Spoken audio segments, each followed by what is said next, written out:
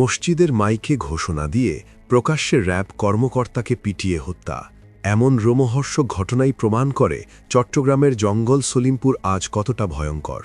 পাহাড়ের আড়ালে গড়ে ওঠা এই অপরাধের স্বর্গরাজ্যে সন্ত্রাসীদের দাপটে অসহায় খোদ আইন শৃঙ্খলা বাহিনীও, যেখানে বাতাসের সাথে মিশে আছে গুম হওয়া সন্তানের মায়ের বুক ফাটা আহাজারি। সিসিটিভি ফুটেজে দেখা যায় সোমবার কিভাবে লাঠিসোঁটা নিয়ে র্যাবের গাড়িতে হামলে পড়ে সন্ত্রাসীরা। মাইকে ঘোষণা দিয়ে এলাকার গেট আটকে চালানো এই বর্বরচিত হামলায় প্রাণ হারান র্যাব কর্মকর্তা আব্দুল মোতালেব। গুরুতর আহত হন আরও ৩ জন। দুর্গম পাহাড় আর গভীর অরণ্যকে ঢাল বানিয়ে এখানে চলে প্লট বাণিজ্য, মাদক আর অপহরণের রাজত্ব।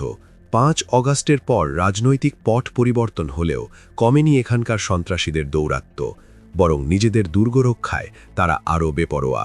দুর্গম এই পাহাড়ে সন্ত্রাসীদের ডেরায় আর কত মায়ের কান্না জমা হলে থামবে এই অঘোষিত যুদ্ধ, সেটাই এখন বড় প্রশ্ন।